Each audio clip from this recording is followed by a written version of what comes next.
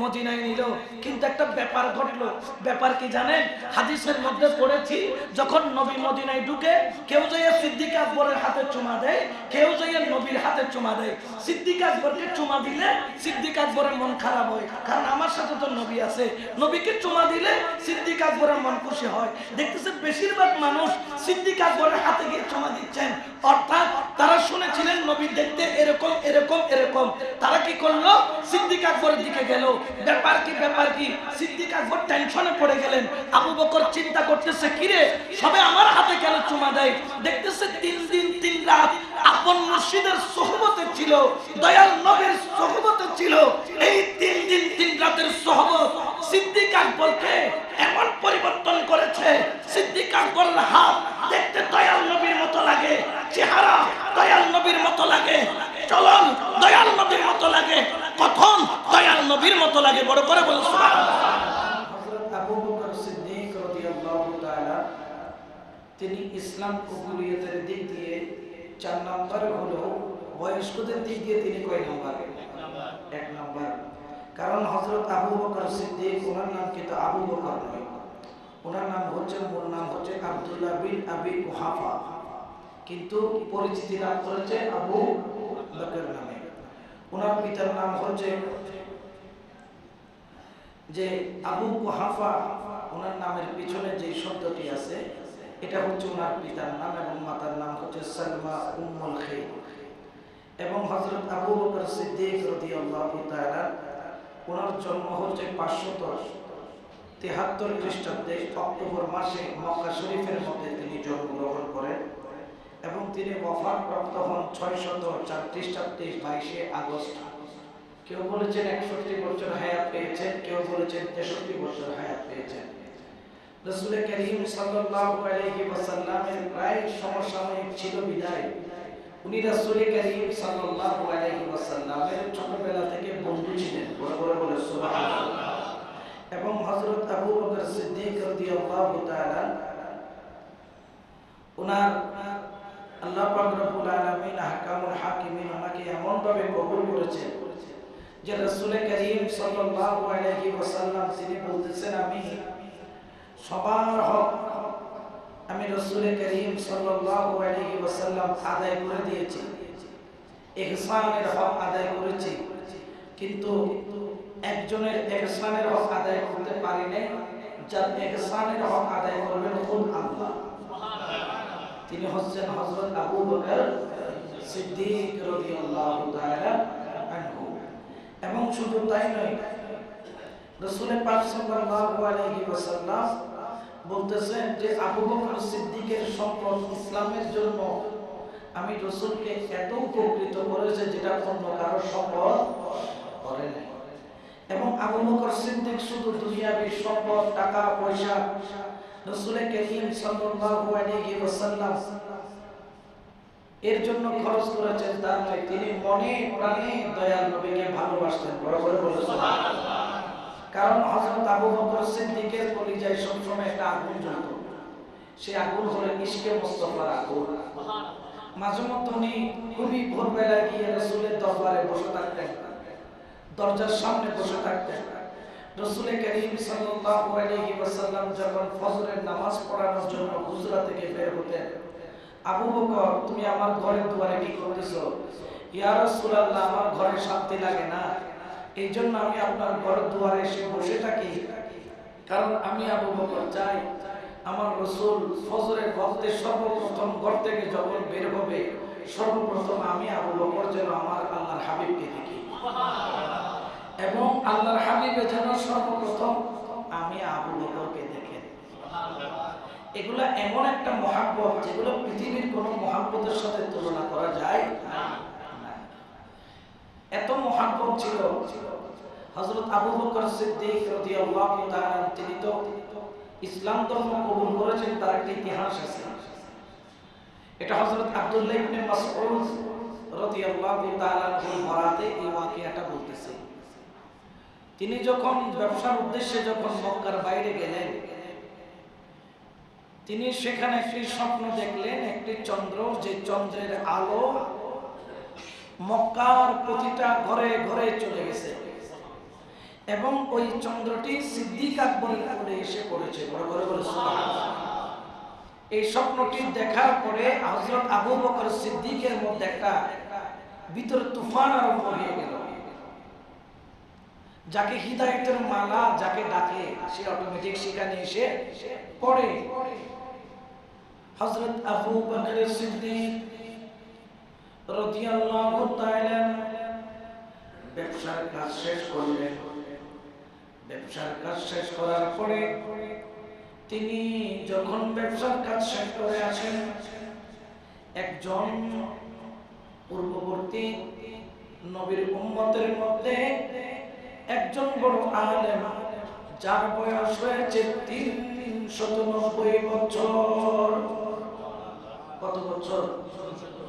390 বছর।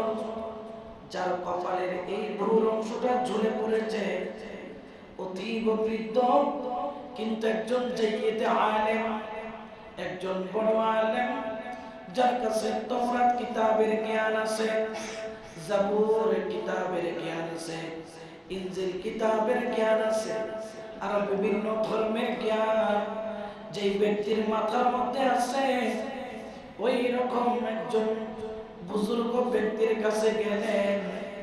যাই আমার সিদ্দিক আকবর বললেন, ও রাগিব, ও আলেম, আমি একটা স্বপ্ন দেখেছি, আমার স্বপ্নের ব্যাখ্যাটা তুমি করে দাও।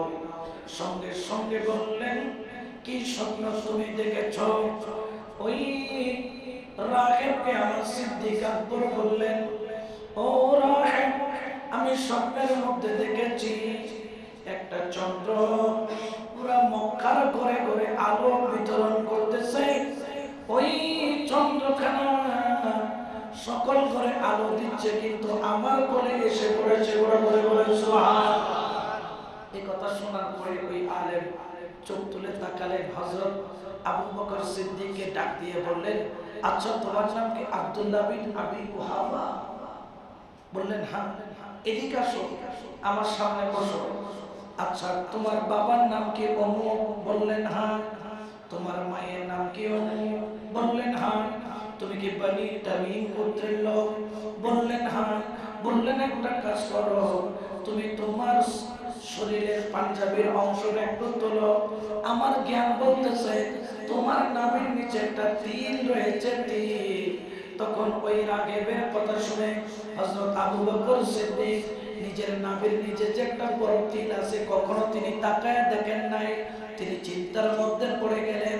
তিনি কাপড় তুললেন, দেখলেন নাভির নিচ বরাবর একটা বড় তিল রয়েছে। সঙ্গে সঙ্গে রাগিব সিদ্দিক আকবরের হাতের মধ্যে চুমা দিয়ে বললেন, ও আবু বকর, তুমি জলদি জলদি জলদি জলদি তোমার মাতৃভূমির মধ্যে চলে যাও। আমার জ্ঞান বলতেছে আখিরি নবী দুনিয়ার বুকে চলে এসেছে, আর ওই আখিরি নবী তোমার কোলের মধ্যে একদিন না একদিন অবস্থান করবে, অর্থাৎ ওনার মাথা মুবারক তোমার কোল মুবারকের মধ্যে রাখবে, এবং তুমি আখিরি নবীর খুবই কাছের লোক হবে। বলে সুবহানাল্লাহ। তাহলে তৎকালীন সময়ে যারা রাহেব ছিল তাদের কাছেও ইলমে গায়েব ছিল, তারাও বিভিন্ন বিষয় ধারণ করে ভবিষ্যতের কথা বলতে পারতো। তাহলে নবীও বলতে পারে। নবী বলতে পারে বলতে নবী নিজ থেকে বলেন না, বলায় দেয় কে? আল্লাহ। জানায় দেয় কে? কারণ আল্লাহ না জানাইলে কারো জানার কোনো ক্ষমতা নাই। আর আমার রাসূলকে তো আল্লাহ এমন জানাইছেন, কিছু জানার আর বাকি যেখানে খুদ আল্লাহ নিজে গোপন থাকেন নাই, যেখানে খুদ আল্লাহ কি থাকেন নাই। রাসূল করিম সাল্লাল্লাহু আলাইহি ওয়াসাল্লাম, ওনাকে আল্লাহ এত জানিয়েছেন, আল্লাহর চাইতে বড় গায়েব কিছু আছে? আল্লাহ বলতেছে, বন্ধু আমি নিজে খুদ তোমার কাছে গায়েব থাকি নাই, মেরাজে নিয়ে তোমাকে আমার দিদার করাইছি। বড় করে বলো সুবহানাল্লাহ।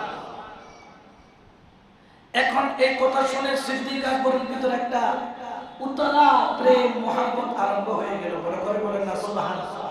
চুম্বক যেরকম লোহাকে টানে, সিদ্দিক আকবরের অন্তরকে দয়াল নবীর প্রেমে টানতেছে। বড় করে বলেন সুবহানাল্লাহ।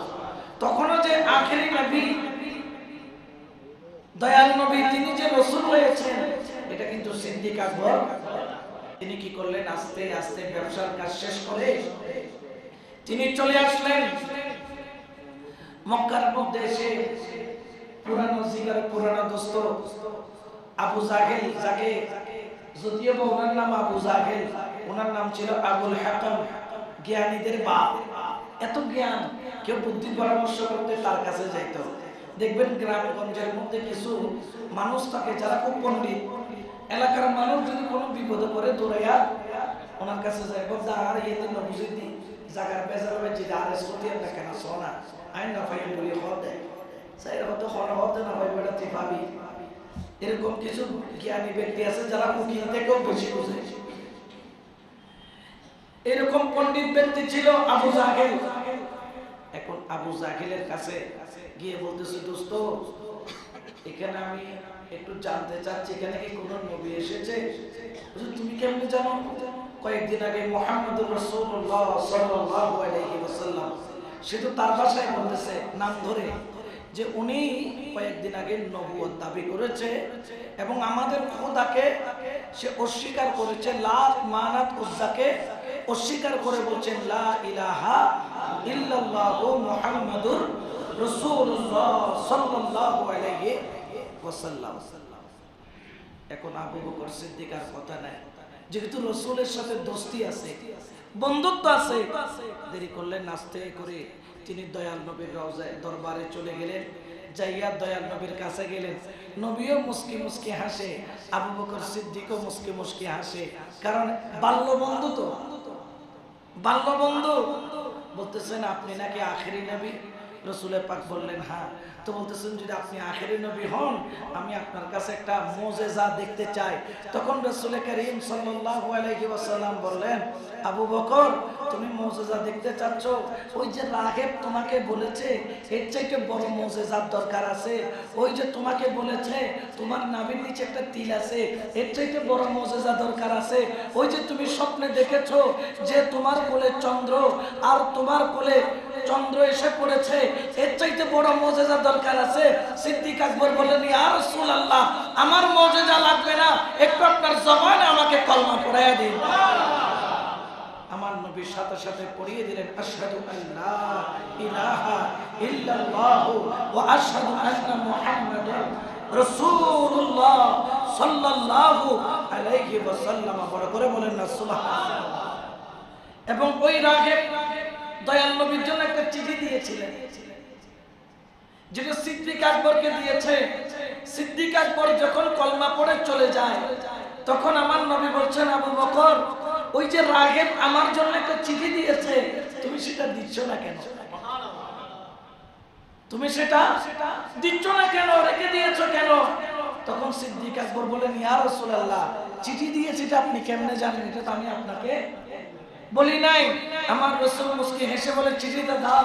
চিঠির মধ্যে কিছু মিসরা লেখা ছিল, অর্থাৎ ওইখানে ওই রাহেব বলতেছে যে আখেরি নবী আমি আপনাকে পাবো কিনা জানি না, আমার বয়স 390 বছর, তবে আমার আশা আমি আপনার কদমের গোলাম হব। মনে করে বলছেন। এই জন্য হযরত সিদ্দিক আকবরের মর্যাদা, হযরত সিদ্দিক আকবরের মর্তবা, হযরত সিদ্দিক আকবরের শান, হযরত সিদ্দিক আকবরের মাকাম, এটা দুনিয়ার কারো সাথে মিলে। আমরা তো তদফিন হই কবরস্থানে, সিদ্দিক আকবর তদফিন হয়েছে দয়াল নবীর পাশে। আচ্ছা বলেন তো, আমার রাসূল পাকের রওজা মুবারক থেকে, হুজরা থেকে মসজিদে নববীর যেটা পুরানো মিম্বর ছিল, আমার রাসূল বলেছেন এটা হলো মিন রিয়াজিল। এটা তোমরা দুনিয়ার অংশ মনে করিও না। এটা কিসের অংশ?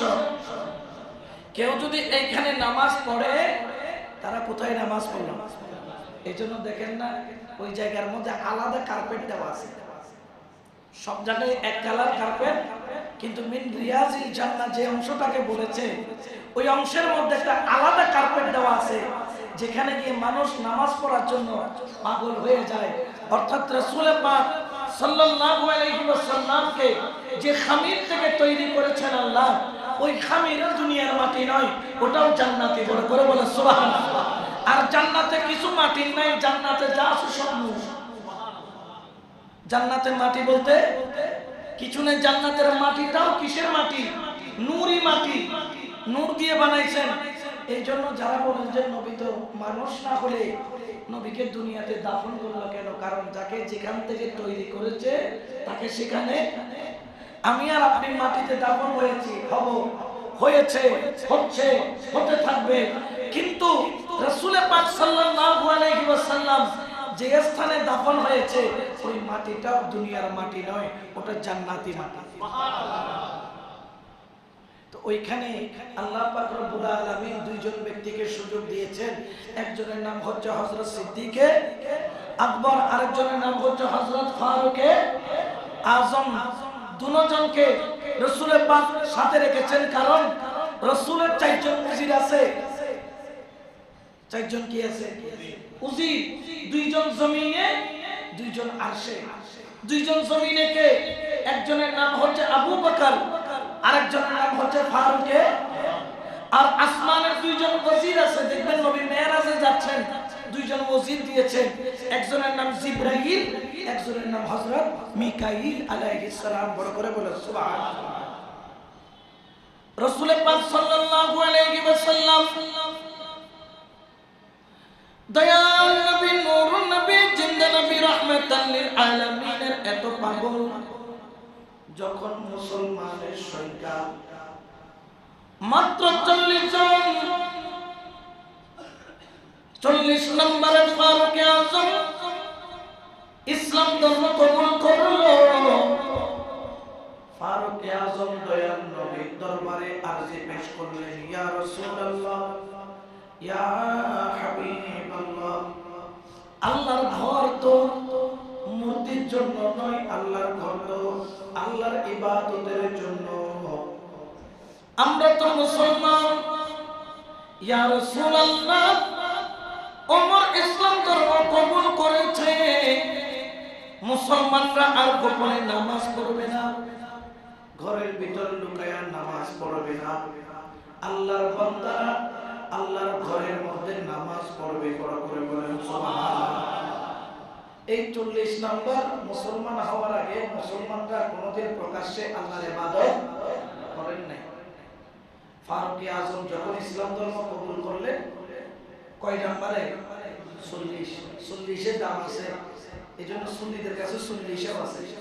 মানুষ একটা মারা গেলে আমরা কি করি? 40-এ করি। 40-এর দাম আছে, 40-কে অবহেলা করা যাবে না। 40 নম্বরে মুসলমান। তিনি বললেন, আমরা গোপনে কেন নামাজ পড়ব, আমরা ওপেনে করব। মুসলমানরা 20 জন আগে, 20 জন পিছে, মাঝখানে দয়াল নবীকে রেখে তাকবীর পড়তে পড়তে, শাহাদাত পড়তে পড়তে তারা সবাই মক্কায়ে মুকাররমার মধ্যে হাজির হলো। বড় করে সুবহানাল্লাহ। এর আগে কাফেররা কোনদিন নামাজ দেখে? তাদের ইবাদত ছিল কি? ইবাদত ছিল সামনে মূর্তি থাকবে, ওই মূর্তির সামনে তারা হাত পা দিয়ে অষ্টঙ্গে প্রণাম করবে, এবং মূর্তির সামনে প্রতিদিন গরু হোক, খাসি হোক, উট হোক, মুরগি হোক, যে কোনো কিছু জবে করে মূর্তির পা রক্ত দিয়ে ভিজিয়ে দিবে। এটা হলো ইবাদত। বলেন না নাউজুবিল্লাহ। এখন আমার নবী গেলেন মক্কায়ে মুকাররমার মধ্যে, তিনি নামাজ আদায় করবেন। মাত্র 40 জন মুসলমান যখন নামাজ আদায় করতেছে, মক্কার সমস্ত কাফেরগণ নবী পাক সাল্লাল্লাহু আলাইহি ওয়াসাল্লাম এবং আমার দয়াল নবীর সাহাবাদেরকে চারদিক থেকে ঘিরে নিল। দেখতেছে মুহাম্মদুর রাসূলুল্লাহ সাল্লাল্লাহু আলাইহি ওয়াসাল্লাম কিভাবে নামাজ পড়ছেন। সামনে দেখে কোনো মূর্তি নাই, কোনো দেবতা নাই, দেবী নাই। নামাজ যখন শেষ করলো, সবাই জিজ্ঞেস করলে, এটা কি করলেন? বলে ইবাদত। কার ইবাদত করলাম? লাতের করলাম না, মানাতের করলাম না, উজ্জার করলাম? আমার নবী বললেন, আমি ইবাদত করেছি আল্লাহর। সুবহানাল্লাহ বলেন। তো আপনি যে আল্লাহর ইবাদত করলেন, আল্লাহ কই? আপনার আল্লাহকে তো দেখা। তখন আমার নবী বললেন যে আমার আল্লাহকে দেখার মতো ক্ষমতা তোমাদের কারো নাই। আমরা ঈমান এনেছি আল্লাযীনা ইউমিনুনা বিল গায়ব, আল্লাহকে না দেখে আল্লাহর অদৃশ্যের উপর আমরা ঈমান এনেছি। এই কথা যখন বললেন, আবু জাহেল উতবা সাইবার মাঝখানে ইবলিস মানব সুরতে চলে আসলো, বৃদ্ধ মানুষ সাজে বলল, আবু জাহেল এই সুযোগ মানুষদেরকে খেপায়া দাও, নবীকে কি করে দাও? এখন এই কথা কানে কানে সবার কানে ইবলিস পৌঁছে দিল, আর সবাই এলাকার আশপাশ থেকে যত পাথর আছে, কিছু মানুষ পাথর কুড়াচ্ছে, আর কিছু মানুষ সাহাবী রাসূল এবং দয়াল নবীকে ঘিরে পাথরের উপর পাথর, পাথরের উপর পাথর, পাথরের উপর পাথর মারতেছে। বড় করে বলেন নাউজুবিল্লাহ। আচ্ছা, মারতেছেন নবীকে, কিন্তু আঘাত কি নবীর গায়ে না আল্লাহর আরশে? আমার কামলি বলেন নবী রাহমাতুল লিল আলামিন সাহাবায়ে কেরামদেরকে ঘিরে পাথর মারা আরম্ভ করলেন, এবং ওই মুহূর্তে শয়তান বুদ্ধি দেয়, এখানে ওমর আছে, আবু বকর আছে, আর বিভিন্ন সাহাবায়ে কেরামগণ আছে, এক একজন এক এক কবিলার মানুষ, কেউ মিরপাড়ার মানুষ, কেউ পান্নাপাড়ার মানুষ, কেউ আগ্রাবাদের মানুষ, কেউ টাইগার পাসের মানুষ। সবাইকে যদি মারো পুরা এলাকার মধ্যে যুদ্ধ লেগে যাবে, কারণ যার যার এলাকার মানুষের প্রতি তার একটা আলাদা টান আছে। একটা কাজ করো, এই আবু জাহেল কৌশলে সাহাবা থেকে নবীকে আলাদা করে, নবীকে তোমরা ঘিরে পাথর মারতে মারতে মারতে মারতে নবীকে শেষ করে দাও। ওই শয়তানের পরামর্শে আবু জাহেল যাইয়া আস্তে আস্তে সাহাবাদেরকে আলোক করতে করতে নবীকে একা করে চারিদিক থেকে ঘিরে ফেললো। সাহাবারা জানে না নবী কোথায়, কারণ সবাই পাথরের নিচে যে বিভিন্ন জায়গায় যার যার অবস্থানের মধ্যে চলে গেল। কিন্তু দেখা গেল কাফেররা ষড়যন্ত্র করে আমার দয়াল নবীকে এমন ভাবে ঘিরে ফেললো, বৃষ্টির মতো পাথর পাথর পাথর মারা আরম্ভ করলো। ওই মুহূর্তে হযরত সিদ্দিক আকবর ডানে তাকায় বামে তাকায়, আঘাতের ভিতরে দেখে রাসূল সঙ্গে নাই। নজর কইরা দেখে ওই যে দূরে কাফেররা ঘিরে আমার নবীকে পাথরের উপর পাথর মারতেছে। আমার সিদ্দিক আকবর আর সহ্য করতে পারেন নাই, তিনি মানুষ ধাক্কাইতে ধাক্কাইতে তাদেরকে ফাঁক করে আমার রাসূল পর্যন্ত চলে গেল, এবং রাসূলের পাকে সিনার মধ্যে টেনে নিয়ে সমস্ত পাথর নিজের পিঠের উপরে নেওয়া আরম্ভ করলো, এবং রাসূলকে ছোট বাচ্চার মতো সিনার সাথে বাজায়া রাখলো। রাসূলের পাককে সিনার সাথে বাজিয়ে নিলেন। ইয়া রাসূলুল্লাহ, ইয়া হাবিবাল্লাহ, আপনি চিন্তা করবেন না, আমি আবু বকর যতক্ষণ জিন্দা আছি ততক্ষণ আপনার গায়ে একটা ফুলের টুকাও পড়তে পারবে না। আমার সিদ্দিক আকবর সামনের দিকে দাঁড়িয়ে গেলেন, সিনাটাকে সামনের দিকে করে দিলেন। সামনে থেকে যখন পাথর মারে সিনাটা সামনের দিকে যায়, পিছন দিক থেকে যখন পাথর মারে পিঠটা পিছনের দিকে যায়। ডান দিক দিয়ে মারলে আমার সিদ্দিক আকবর ডান দিকে যায়, বাম দিকে মারলে বাম দিকে যায়, উপর থেকে মারলে সিনার মধ্যে রাসূলকে বাজাইয়া ওই পাথর শরীরের উপরে একের পর এক পড়ে। সিদ্দিক আকবরের গায়ে যখন এক একটা পাথরের আঘাত পড়ে তার গোশত ছিদ্র হয়ে হাড্ডি পর্যন্ত চলে যায়, তার হাড়ের মধ্যে আঘাত চলে যায়, গিরার মধ্যে যখন বাড়ি পড়ে মগজ সহ নড়ে ওঠে। আমার সিদ্দিক আকবর রাদিয়াল্লাহু তাআলা ওনার শরীরের মধ্যে আঘাতের উপর আঘাত পড়ে। আবু বকর সিদ্দিক রে, তোর কি ব্যথা লাগে না, তোর কি কষ্ট লাগে না? বলে খোদার কসম, নবীর প্রেমের ব্যথা এটা আমি আবু বকরের জন্য ব্যথা নয়, আমার নসিব, আমার কপাল। কয়জনের কপালে জুটে নবীর প্রেমে জীবন কুরবান করা? বড় করে বলেন সুবহানাল্লাহ। কয়জনের ভাগ্যে জুটে নবীর প্রেমে জান কুরবান করা? এটা তো আমি আবু বকরের নসিব। একের পর এক আঘাত আসে, আর সিদ্দিক আকবর মন থেকে বলে, দুই চোখের পানি ছেড়ে বলে, তিনি আমার জানের জান, আমার প্রাণের প্রাণ, যাকে হারালে হারাবো আমি তো। সুবহানাল্লাহ বলেন না? আমার নবী হচ্ছে আমার জানে, আমার প্রাণে, যাকে হারাইলে আমি দোজাহানে হারাই ফেলবো। অতএব আমি সিদ্দিক আকবর কুরবান হতে রাজি। আমার নবীর গায়ে একটা ফুলের টোকা পড়তেও, দিতেও, সহ্য করতেও রাজি। আঘাতের উপর আঘাত, বৃষ্টি পড়লে যেরকম ছাতা মাথার উপর থাকে, আমার সিদ্দিক আকবর ছাতার মতো হয়ে গেল। একের পর এক আঘাত শরীরের মধ্যে নেওয়া আরম্ভ করলো। ডানে ছিঁড়ে যায়, কপাল ছিঁড়ে যায়, সিনা ছিঁড়ে যায়, পিঠ ছিঁড়ে যায়, শরীরে ক্ষত বিক্ষত হয়ে যায়। সিদ্দিক আকবরের মাথার তালু থেকে পায়ের তালু পর্যন্ত রক্তে লাল হয়ে যায়। আমার নবী বলেন, আবু বকর তুমি আর কত আঘাত সহ্য করবা? ইয়া রাসূলুল্লাহ, ইয়া হাবিবাল্লাহ, ওগো আমার দয়াল নবী, আজকে আবু বকর সিদ্দিক নিজের জান কুরবান করে দিবে, কিন্তু আপনার গায়ে একটা ফুলের টুকাও করতে দেবে না। একের পর এক আঘাত আমার সিদ্দিক আকবরের শরীরকে ক্ষত বিক্ষত করে। সিদ্দিক আকবর চোখে রক্ত জমাট হয়ে চোখের উপর রক্তের ছানা পড়ে গেছে। আমার দয়াল নবী আস্তে করে চোখের রক্তগুলা মুছছে, আর সিদ্দিক আকবর চোখ খুলে দয়াল নবীর দিকে দেখতেছে। আবু বকর, ব্যথা তো তুমি পাচ্ছ, বলে আমি ব্যথা পাইলেও আমার নজর থাকবে আমার হাবিবের দিকে, আমার দয়াল নবীর দিকে। বলে করে বলেন সুবহানাল্লাহ।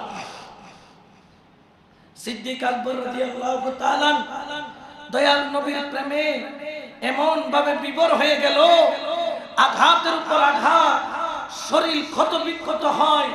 সিদ্দিক আকবরের রক্ত ঝরতে ঝরতে তিনি আর দাঁড়াইতে পারে না, শরীর কাঁপা কাঁপি আরম্ভ হয়ে গেল। আমার নবীকে জড়ায় ধরে আল্লাহর কাছে কেঁদে বলেন, ইয়া রাব্বুল আলামিন, আল্লাহ আমি তো দাঁড়ায় থাকতে পারতেছি না রে মাওলা, আমার শরীরে রক্ত খনন হতে হতে আমি জমিনে পড়ে যাচ্ছি। আল্লাহ তুমি আমাকে ততক্ষণ পর্যন্ত জমিনে ফেলিও না যতক্ষণ আমার শরীরে এক ফোঁটা রক্ত বাকি রয়েছে। আমি আবু বকর আমার শরীরের প্রতিটা ফোঁটা রক্ত আমার মুস্তাফার প্রেমে কুরবানি দিব। বড় করে বলো সুবহানাল্লাহ। এটার নাম ঈমান, এটার নাম। এই জন্য বলি আলা লা ঈমানান লিমান লা মুহাব্বাতা লা। যার অন্তরে নবীর প্রেম নাই তার কাছে ঈমান নাই। যার কাছে নবীর প্রেম ভালোবাসা নাই তার আমলের কোনো দাম। যদি আমল দিয়ে পার হওয়া যাইতো নবীর প্রেম ছাড়া, ঈমান ছাড়া, তাহলে ইবলিস সবার আগে পার হইতো। কারণ ইবলিসের কোনো আমলের কমতি, ইবলিসের এত আমল আছে যে আমল দুনিয়ার কোনো পাল্লা দিয়ে ওজন করা সম্ভব। আর ইবলিসের আমল যদি মিজানের পাল্লাই তুলে এর চাইতে বড় আমলদার আর পৃথিবীতে খুঁজে পাওয়া যাবে। কিন্তু ইবলিস জান্নাতি না জাহান্নামী? ইনি তো হচ্ছেন গিয়ে, ইবলিস হচ্ছে গিয়ে উনি একটা ইমাম। কিসের ইমাম? জাহান্নামীদের।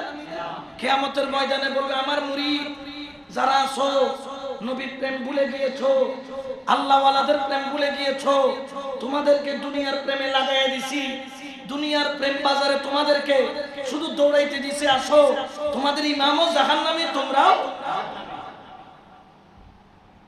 আর যারা নবীর প্রেমকে ঈমান হিসাবে নিবে, আমার নবীও জান্নাতি, নবীর প্রেমিকরাও জান্নাতি। হযরত আবু বকর সিদ্দিক রাদিয়াল্লাহু তাআলা তার শরীর থেকে রক্ত ঝরতে ঝরতে ঝরতে ঝরতে তিনি বেচैन হয়ে গেলেন। আস্তে আস্তে আস্তে আস্তে জমিনের দিকে তিনি লুটিয়ে পড়া আরম্ভ করলো। আর কোন দুনিয়ার কোন খবর নাই। 2 দিন পরে সিদ্দিক আকবরের হুঁশ আসলো। কয়দিন পরে? 2 দিন পরে যখন সিদ্দিক আকবরের হুঁশ আসলো, আমার সিদ্দিক আকবর রাদিয়াল্লাহু তাআলা তিনি যখন চোখ খুললেন, তিনি দেখলেন তিনি তার ঘরে এবং তার মাতা তার আম্মা জানের কোলে। সুবহানাল্লাহ। সিদ্দিক আকবর চোখ খোলার দেরি, কথা নাই বার্তা নাই, চোখের পানি টপ টপ টপ টপ করে পড়ে। মা বলতেছেন, বাবা তোর মাথার মধ্যে 14টা সেলাই, বুকের উপর 30টা সেলাই, পিঠের উপর 40টা সেলাই, হাতের গিরা ভাঙা, পায়ের গিরা ভাঙা। ও সন্তান, তোর কি ব্যথা বেশি লাগতেছে? তুই কেন কান্না করছিস? 2 দিন পরে তোর হুঁশ আসলো। সিদ্দিক আকবর বলেন, না আম্মা জান, আমার ব্যথার জন্য আমি কান্না করি না। আমি তো ওই কাফেরের মাঝখানে আমার নবীকে একা ফেলে এসেছি। তারা আমার নবীর কি হালত করেছে, আমার নবীকে কেমন ভাবে মেরেছে, নাকি আমার নবীকে মারতে মারতে মেরে ফেললো। আমি যতক্ষণ হুঁশে ছিলাম ততক্ষণ পাথরের আঘাত সহ্য করেছি। আমি বেহুশ হওয়ার পরে তো আর কিছুই খবর নাই। ও মা, তুমি আমার ব্যথার যন্ত্রণার খবর নাও, আমার কাটা জায়গার খবর নাও, মাথার সেলাইয়ের খবর নাও, হাতের ভাঙার খবর নাও। ও মা, হাতের ব্যথা কিছুই না, মাথার সেলাই কিছুই না, বুকের সেলাই কিছুই না। ও মা, আমার হৃদয়ের ব্যথাটা দূর করে দাও, আগে আমার হৃদয়ের ব্যথাটা সারাও। ও মা বললেন, কিরকম ব্যথা? বোঝা আমার ব্যথা ততক্ষণ যাবে না যতক্ষণ আমার দয়াল নবীর খবর আমি আবু বকর পাবো না। সুবহানাল্লাহ বলেন। আমার শরীরের ব্যথার চাইতে আমার মনের ব্যথা বেশি, কারণ আমার অন্তরে শুধু নবী আর নবী। বলেন না, আমার অন্তরে নবী আর নবী। এই জন্য ইমাম শেরে বাংলা বলতেন, উনি ইন্তেকালের আগে জবান বন্ধ করে ফেলেছিলেন। তো অনেক অনেক কথা বলেছেন যে হুজুর আপনি জবান দিয়ে কথা কেন বলেন না? সবাই বলতেছে আপনি বন্ধ, এই জন্য জবান বন্ধ হয়ে গেছে। তখন তিনি রাগ হয়ে ওনার মুরিদকে বললেন, হেই, কে বলছে আমার জবান বন্ধ? আমার জবান বন্ধ নয়, আমার দুনিয়া থেকে যাওয়ার সময় এসেছে। আমি এই জন্য বারবার ডান দিকে তাকাই, কারণ আজকে 1 সপ্তাহ ধরে আমি যতবার ডান দিকে তাকাই ততবার আমার দয়াল নবীকে দেখি। আর যে নবীকে দেখে তার আর কোনো দুনিয়ার খবর, কারণ আমার একটা রোগ আছে, মে বিমারে নবী, আমি নবীর প্রেমে বিমার, আমার আর কোনো রোগ নাই।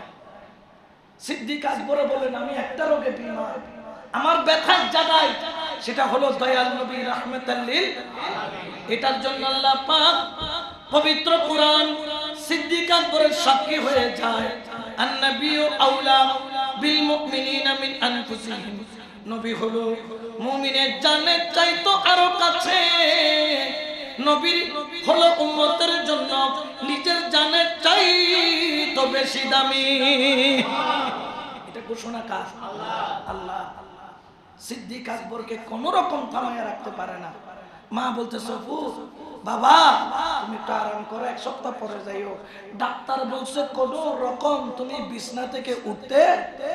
কিন্তু সিদ্দিক আকবর বলে, মা গো, যদি এখন উঠতে না দাও, আমি যদি আমার নবীকে না দেখি, আমার নবীর হালত না জানি, আমি আবু বকর সিদ্দিক এই বিছনার মধ্যে কলিজা ফেটে মরে যাব।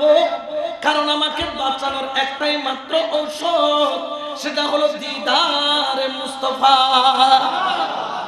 কারণ সাহাবারা নবীকে এত ভালোবাসতেন, খিদা লাগলো নবীর দিকে তাকাইয়া থাকতেন, কষ্ট লাগলো নবীর দিকে তাকাইয়া থাকতেন, সুখে থাকলো নবীর দিকে তাকাইয়া থাকতেন, খেতে পারলো নবীর দিকে তাকাইয়া থাকতেন। খিদা, যন্ত্রণা, এত কিছু থাকলেও তারা নবীর দিকে তাকাইতেন। ব্যাপার কি? বলে নবীর দিকে তাকাইলে কষ্ট চলে যায়, নবীর দিকে তাকাইলে খিদা চলে যায়, নবীর দিকে তাকাইলে মনের ব্যথা চলে যায়, নবীর দিকে তাকাইলে শরীরের ব্যথাও চলে যায়। বড় করে এটা ছিল সাহাবায়ে কেরামের প্রেম, সাহাবায়ে কেরামের ভালোবাসা, মুহাব্বত। এটার নামই হলো ঈমান। এটার নাম। আবু বকর সিদ্দিক কোনদিন আল্লাহকে দেখছে?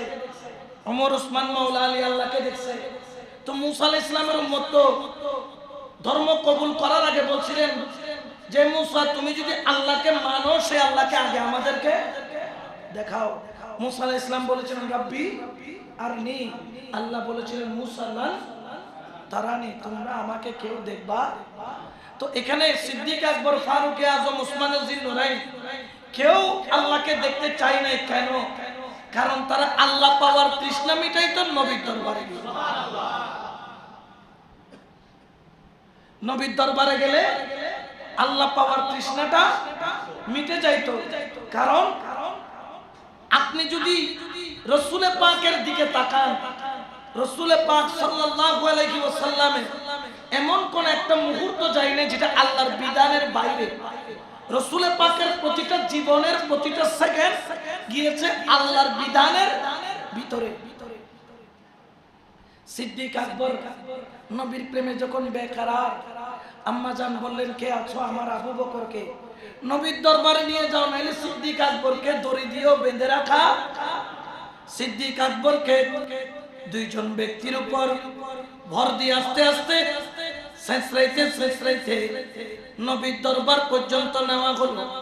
যখন নবীর দরবার পর্যন্ত নেওয়া হলো, দয়াল নবীর ঘরের দুয়ারে যখন দাঁড়ালো, দেখে বিছনার মধ্যে দয়াল নবী শোয়া আছে। দয়াল নবীকে দেখে আমার সিদ্দিক আকবরের চোখের পানি আর বন্ধ হয় না, মুখ বন্ধ, কিন্তু টপ টপ টপ টপ করে খেজুর গাছের রস যেভাবে পড়ে ওইভাবে সিদ্দিক আকবরের চোখের পানি জর জর জর জর করে পড়া আরম্ভ হলো। আমার আবু বকর সিদ্দিক নবীর দিকে তাকাইলো, আমার দয়াল নবী সিদ্দিক আকবরের দিকে তাকাইলো। আবু বকর সিদ্দিক ঘরের মধ্যে আসো, আমার নবীর কদমের কিনারায় যাইয়া হু করে মনটা খুলে সিদ্দিক আকবর কেঁদে দিলেন। সিদ্দিক আকবরের কান্না দেখে আমার রাসূল মাথায় হাত বুলায় বললেন, ও আবু বকর তুমি এইভাবে কান্না করছো কেন? ইয়া রাসূলুল্লাহ, আমি মনে মনে ভাবছিলাম কাফেররা আপনি রাসূলকে মেরে ফেলেছেন, শহীদ করে ফেলেছেন। খোদার কসম, আজকে আয়েশা যদি আপনি নবীকে আমি আবু বকর এই অবস্থায় না পাইতাম, এই ঘরের দুয়ারের মধ্যে আবু বকর জিন্দা লাশ হয়ে যেত, জিন্দা জায়গার মধ্যে মরে যেত। কারণ রাসূল ছাড়া আমি আবু বকর সিদ্দিকের 2 পয়সার কোনো মূল্য নাই। সুবহানাল্লাহ। এটার নাম হচ্ছে হুব্বে মুস্তাফা, এটার নাম হচ্ছে নবীর প্রেম, এটার নাম হচ্ছে নবীর ভালোবাসা। এই শিক্ষাটাই আহলে সুন্নাত ওয়াল জামাত আমাদেরকে দেয়, নবীর প্রেম, নবীর ভালোবাসা, নবীর মহব্বত। এই জন্য খেয়াল রাখবেন সিদ্দিক আকবর রাদিয়াল্লাহু তাআলা তার হায়াতে জিন্দেগি রাসূলের প্রেমে এমন ভাবে কুরবানি করে দিয়েছেন। এই জন্য আমার আল্লাহর পক্ষ থেকে হিজরতের রাত্রে যাকে আমার আল্লাহ সিদ্দিক, যাকে আমার আল্লাহ আমার দয়াল নবীর সাথী করেছিলেন, তার নাম হলো হযরত আবু বকর সিদ্দিক। একজনকে বিছানায় শুয়াইয়া দিয়েছেন, তার নাম মাওলা, আর যাকে সাথী করে নিয়েছেন তার নাম সিদ্দিকে। আর হইলে হইতাম তো বাজানে আর বিপদে ফেলে বাজানে গিয়ে এরকম বলতাম না। কিন্তু মাওলা আলী বলতেছেন যে দিন আমাকে রাসূল বিছানার মধ্যে শোয়াইয়া দিল, ওই দিনের মতো আরামের ঘুম আর আমি জীবনে এত আরামের ঘুম দিছি।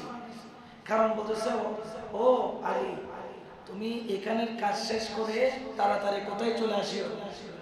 মদিনায় চলে আসো। এই আমানতগুলো অমুকের অমুকের, ফুলান ইবনে ফুলান, ফুলান ইবনে ফুলান, ফুলান ইবনে ফুলান, এগুলো দিয়ে দিও। মাওলা আলী মুস্কি এসে বলতেছেন এই আমানত যতক্ষণ দিতে পারি নাই, যতক্ষণ মক্কা থেকে মদিনায় যাই নাই, আজরাইলও আমার জানা, কারণ এটা জবানে মুস্তাফার কথা। সুবহানাল্লাহ। কারণ আমার নবী বলেছে আলী তুমি কাজ শেষ করে কোথায় আসিও? মদিনায়। তাহলে মদিনায় যতক্ষণ যাব না ততক্ষণ আমি আলীর মওত, এটার নাম ঈমান। আর এখন হইলে হবে শিরিক। এখনকার মানুষ বলবে কি শিরিক। এই জন্য তো এই হালত, এই অবস্থা আমাদের মুসলমান। হিকমত হুই হামারি উল্লু বনে রহে হাম, জিয়াফত হুই হামারি ভুকে মর রহে হাম। আমার ঘরে 40, আমার ঘরে কোরআন, কিন্তু রিচার্জ করে ইহুদি। কোরআন কাদের করে? রিচার্জ করে কে? ইহুদি।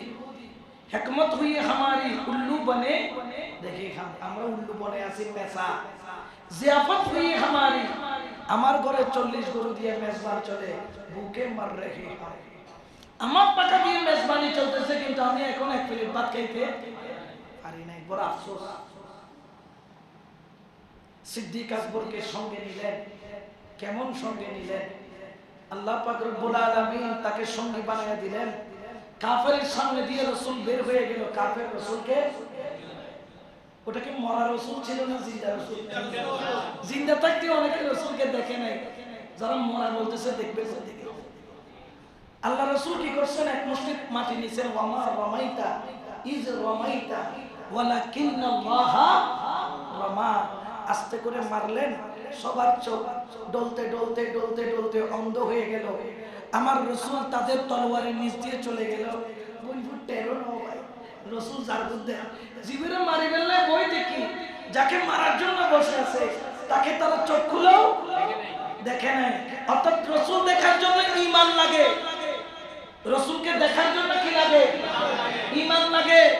এই জন্য আমরা যখন কবরে যাব, ঈমানের চোখ দিয়ে জিন্দা নবী দেখব। আর অনেকে দেখবে না, খান দুনিয়া থইতে মরা, ওরে কেন যে জিন্দা দেব? এরকম আছে না নাই? আছে। আমার কামলি বলে নবী চলে গেলেন। তো এখানে ওয়ামা রমাইতা ইজ রমাইতা ওয়ালাকিন্নাল্লাহ রামা, একটা সুন্দর ব্যাখ্যা আছে। এখন পাথর মারছে নবী, বালি মারছে কে? নবী মারে নাই। ওই বালিগুলা কাফেরের চোখের ভিতরে, উগু গাছরা গাছ, রাসূল তো মসজিদে মেরি মারছে কোথায়? সামনে। কিন্তু বালিগুলা উড়ে উড়ে উড়ে উড়ে গাছের আগে যাইতে চোখের ভিতরে। উগু গোলার ভিতরে লইতে কি, মানে গোলার ভিতরে ওই বালি উড়ে উড়ে যাইয়া চোখের ভিতরে। তাহলে দেখেন এই বালি, তোর এত পাওয়ার, তোকে মারলে তো সামনে যাবি, তুই যে দেখি ডাইনেও যাস, বামেও যাস, নিচেও যাস, উপরেও যাস। বলছে আমি বালি হতে পারি, তবে আমি জাত্তার হাতের বালি নই, আমি মুস্তাফার হাতের বালি। নবীর হাতের সাথে বালি লাগলেও বালিও কেরামত দেখায়। বালিও কি দেখায়? কারামত দেখায়। এখন বালি যখন মারলো, নবী তো বের হচ্ছে, আল্লাহ বলতেছে বন্ধু এই বালি তুমি মারো নাই, এ বালি কে মারছি? জগৎবাসী সবাই দেখেছে বালিটা মারছে কে? রাসূল। কিন্তু আল্লাহ বলছেন কে মারছে? আল্লাহ মারছে। আল্লাহ সবাই দেখেছে রাসূল মারছে, কিন্তু আপনি বলছেন আপনি মারছেন, ব্যাপার কি? বলে এটাও একটা ভালোবাসা। কেমন ভালোবাসা? বুঝে নবীকে নূর বললে আমি আল্লাহ নারাজ হই না। কাদ জাআকুম মিনাল্লাহি নূর, এটা নবীর প্রশংসা। নবীকে যখন বলবে ওয়ামা আরসালনাকা ইল্লা, যখন আমার নবীকে রহমতুল লিল আলামিন বলে, আমি আল্লাহ সেটা সার্টিফিকেট দেই, সনদ দেই। যখন আমার নবীকে ওয়ারাফা'না লাকা যিকরা, কেউ যখন নবীর জিকির করে এটা তখন নবীর জিকির হয়। কেউ যখন নবীর মিলাদ করে এটা নবীর মিলাদ হয়। নবীর প্রশংসা করলে নবীর প্রশংসা হয়। কিন্তু এখানে পাথর মারছে, বালি মারছে, বালি দিয়ে চোখ কানা হয়ে গেছে।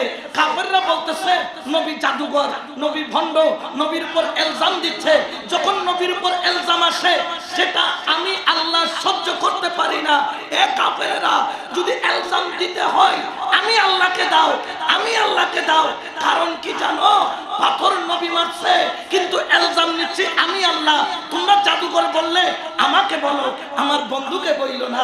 খারাপ বললে আমি আল্লাহকে বলো, আমার হাবিবকে বইলো না। ভণ্ড বললে আমি আল্লাহকে বলো, আমার দোস্তকে বইলো না।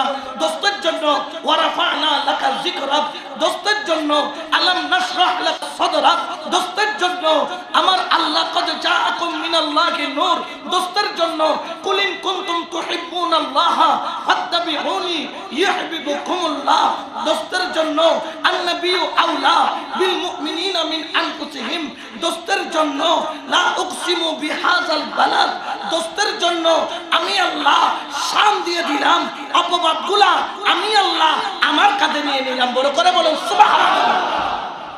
এটা হচ্ছে বন্ধুর প্রতি বন্ধুর মাঝে মধ্যে তো সোয়ার মাঝি বিপদত বাজি কি বন্ধুর গো হদন আয় মেচি খান্দত লয় না নলয় নাই কি নাই না। এখন আল্লাহর হাবিব মারছে এলজাম কাঁদে নিচ্ছেন কে? এই প্রেম বুঝার মতো জ্ঞান আমাদের আছে? এগুলা ধরার মতো জ্ঞান আমাদের নাই, বুঝার মতো জ্ঞান আমাদের। চলে গেলেন গাড়ে সুরের মধ্যে 4,500-5,000 ফিট উপরে, এখন উঠলেও মানুষের অক্সিজেনের অভাব হয়। ওখানে উঠেছেন কেমনে? আমার রসুল উঠতে পারছেন না। সিদ্দিক আকবর বলেন, ইয়া রাসূলুল্লাহ, এই গোলাম কেন আছে? আপনি আমার কাঁধে ওঠেন, আমি আপনাকে কাঁধে করে করে করে করে ওই গাড়ে সুরে নিয়ে যাব।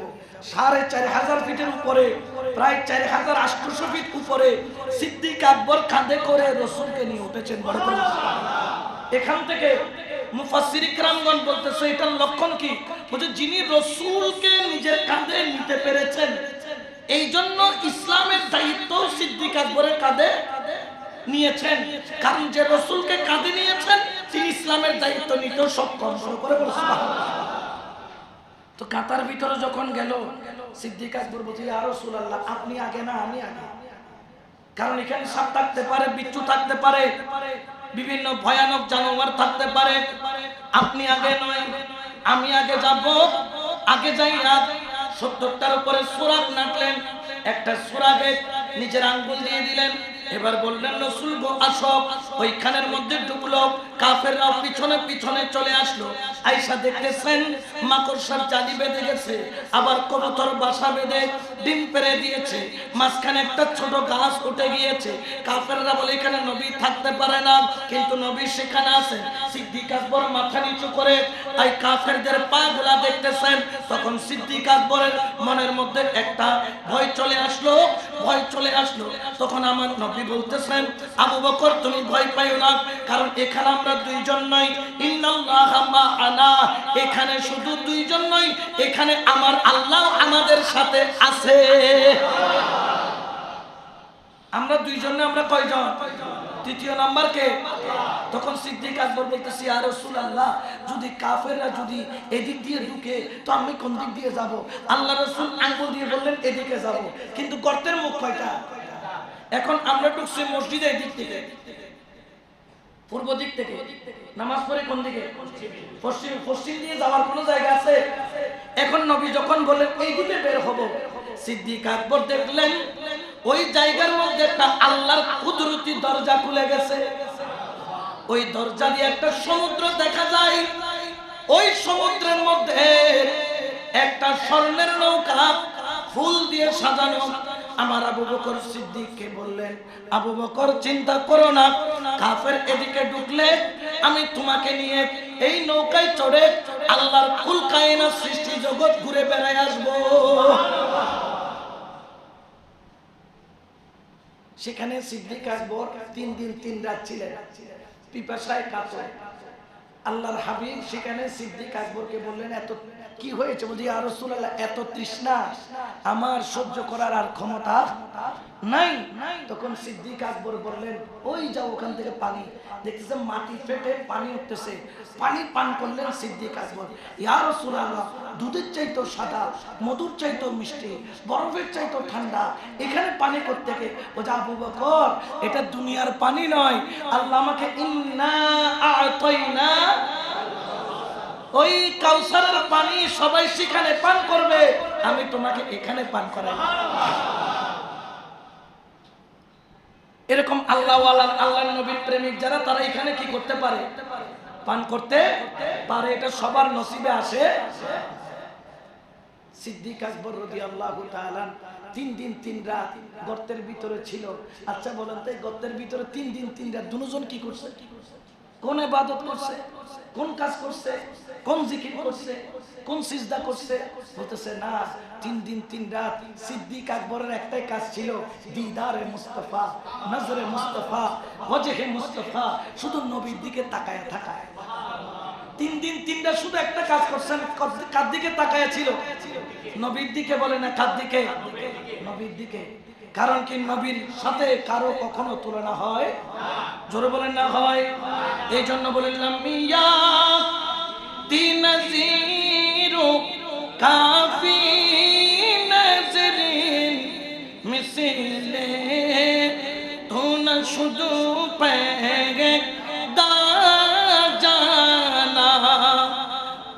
কিনা? নবীর দিকে শুধু তাকায়া ছিলেন। যখন মদিনায় ঢুকলেন, সবাই তো মিলাদুন নবী মানে না, জুলুস সেই দিন হয়েছে। যেই দিন নবী মদিনায় ঢুকলেন সেই দিন ছিল এক রাওয়ায়াত মতে 12ই রবিউল। যখন ঢুকলেন তখন তালা আল বদরু আলাইনা মিন সানিয়াতিল বিদাই ওয়াজাবা শুকরু আলাইনা মা দাআ লিল্লাহ। বিদাই বলে বলে দব্বাজিয়ে নবীকে জুলুস করতে করতে মদিনায় নিল। কিন্তু একটা ব্যাপার ঘটলো। ব্যাপার কি জানেন? হাদিসের মধ্যে পড়েছি, যখন নবী মদিনায় ঢুকে কেউ যাইয়া সিদ্দিক আকবরের হাতে চুমা দেয়, কেউ যাইয়া নবীর হাতে চুমা দেয়। সিদ্দিক আকবরকে চুমা দিলে সিদ্দিক আকবরের মন খারাপ হয়, কারণ আমার সাথে তো নবী আছে। নবীকে চুমা দিলে সিদ্দিক আকবরের মন খুশি হয়। দেখতেছে বেশিরভাগ মানুষ সিদ্দিক আকবরের হাতে গিয়ে চুমা দিচ্ছেন, অর্থাৎ তারা শুনেছিলেন নবী দেখতে এরকম এরকম এরকম। তারা কি করলো? সিদ্দিক আকবরের দিকে গেল। ব্যাপার কি? সিদ্দিক আকবর টেনশনে পড়ে গেলেন। আবু বকর চিন্তা করতেছে, কিরে সবে আমার হাতে কেন চুমা দেয়? দেখতেছে 3 দিন 3 রাত আপন মুর্শিদের সোহবতে ছিল, দয়াল নবীর সোহবতে ছিল। এই 3 দিন 3 রাতের সোহবত সিদ্দিক আকবরকে এমন পরিবর্তন করেছে। সিদ্দিক আকবরের হাত দেখতে দয়াল নবীর মতো লাগে, চেহারা দয়াল নবীর মতো লাগে, চলন দয়াল নবীর মতো লাগে, কথন দয়াল নবীর মতো লাগে। বড় করে বলুন সুবহানাল্লাহ। সিদ্দিক আকবর, হাদিস শরীফ আছে, আস্তে করে নেমে তিনি আস্তে করে একটা চাদর নিলেন, নবীর মাথার উপর এইভাবে ধরলেন। অর্থাৎ বুঝাচ্ছেন ইনি মুনিব, আমি গোলাম, ইনি মুর্শিদ, আমি মুরিদ। আস্তে করে এইভাবে ধরলেন, ধরে সবাইকে বুঝাচ্ছেন, মানে কোয়ারা আর সুমন দিও, সুমদিলান নবীরে দাও। এটার নাম হচ্ছে মোহাব্বত, এটার নাম হচ্ছে প্রেম, এটা হচ্ছে দয়াল নবীর ভালোবাসা। এই জন্য আমার কামলিওয়ালা নবী রাহমাতাল লিল আলামিন দয়াল নবী তিনি এলান করেন যে জেনে রাখো যে আম্মা ইন্নাকা ইয়া আবা বকরিন আউয়ালু মান ইয়াদখুলুল জান্নাতে মিন উম্মতি। জেনে রাখো আবু বকর আমার উম্মতের মধ্যে সর্বপ্রথম যে আমার সাথে জান্নাতে প্রবেশ করবে তার নাম হচ্ছে হযরত আবু বকর সিদ্দিক। এই জন্য সিদ্দিক আকবরের শান মাকাম এটা অনেক উপরে।